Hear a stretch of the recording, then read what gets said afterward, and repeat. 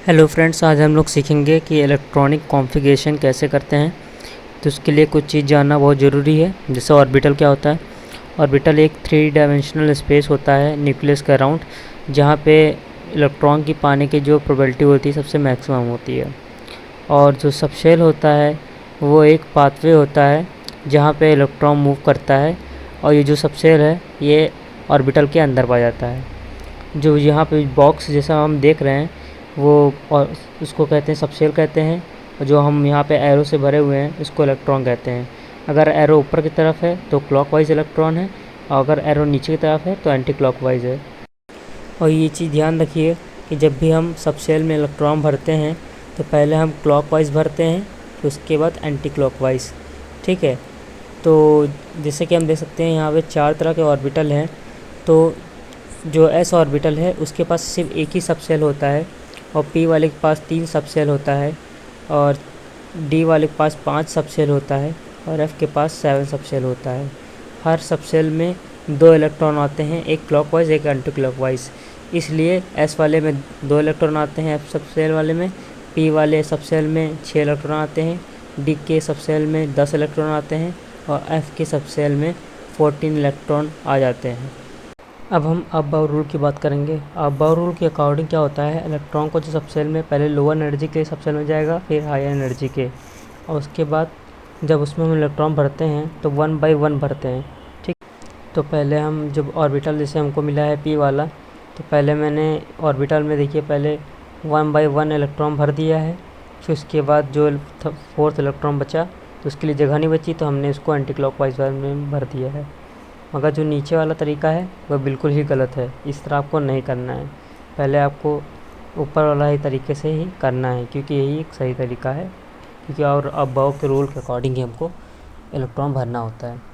उसके बाद देख सकते हैं जब हमको इलेक्ट्रॉनिक कॉन्फ़िगरेशन करनी होगी जिंक की, तो हम ऊपर वाले डायग्राम के अकॉर्डिंग ही करेंगे। ठीक है। तो पहले है जब भी हम इलेक्ट्रॉन भरेंगे पहले 1s में शुरू भरेंगे, फिर 2s में जब भरेंगे, फिर 2p में भरेंगे। इसी तरह जिस तरह एरो दिया हुआ है आप इसी तरह भरते चले जाएंगे। और उसके बाद हम तो ये जानते ही हैं कि 1s में जैसे s वाले में ऑर्बिटल में सिर्फ एक ही सबशेल होता है, p वाले में 3 होता है। इसी तरह आपको ध्यान रखना है। तो जैसे जिंक का हमने एग्जांपल लिया ही है, तो जिंक में 30 इलेक्ट्रॉन्स हैं। तो पहले हम 1s में भरेंगे, क्योंकि s में एक ही ऑर्बिटल पाया जाता है और सबशेल पाया जाता है, तो हम यहाँ पे 2 इलेक्ट्रॉन भरेंगे। फिर उसके बाद 1s का हो गया। अब उसके बाद हमको 2s पे जाना है ऊपर के डायग्राम के अकॉर्डिंग। तो 2s में क्योंकि ये भी s है तो यहाँ भी एक ही सबशेल पाया जाएगा, यहाँ भी 2 इलेक्ट्रॉन भर दीजिए आप। उसके बाद इसी तरह आप करते करते 2p, फिर 3s में भी फिर 3p में भरेंगे। तो p वाले में जानते हैं कि 6 इलेक्ट्रॉन आता है, तो वहाँ पे 6 इलेक्ट्रॉन। फिर उसके बाद फिर 4s आ गया, तो फिर s है तो s में हमारा एक ही सबशेल होता है, फिर 2 इलेक्ट्रॉन भरा जाएगा। उसके बाद देखिए यहाँ 3d आ गया। तो यहाँ 3d आ गया तो जानते हैं कि डी वाले में हमारा 5 सबशेल होता है, तो वहाँ 10 इलेक्ट्रॉन भरे जाते हैं। यहाँ 10 इलेक्ट्रॉन भर दिए।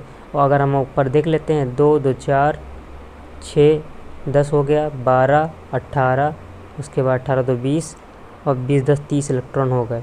ठीक है। तो यहाँ पे हमारे 30 एटॉमिक नंबर है, 30 इलेक्ट्रॉन के बराबर हो गया। तो यहाँ पे हमने सारे इलेक्ट्रॉन फिल कर दिए। मगर यहाँ पे एक्सेप्शन पाया जाता है, जैसे कॉपर है और क्रोमियम है। यहाँ पे सेम इसी तरह भरा जाएगा, मगर जब हम 4s में भरते हैं तो वहाँ पे हम एक ही इलेक्ट्रॉन भरते हैं। 4s वाले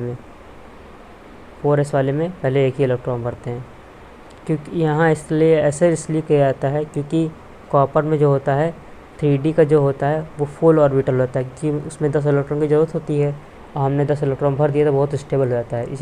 इसी तरह क्रोमियम में भी जब 3d को हम फिल करते हैं तो डी वाले में 5 इलेक्ट्रॉन भरने के बाद हाफ फिल्ड हो जाता है, जो कि बहुत स्टेबल होता है। अगर आप ऊपर वाला डायग्राम याद कर लेंगे तो आप किसी भी एलिमेंट के आप इलेक्ट्रॉनिक कॉन्फ़िगरेशन बहुत ईजिली कर सकते हैं बिना कोई दिक्कत के।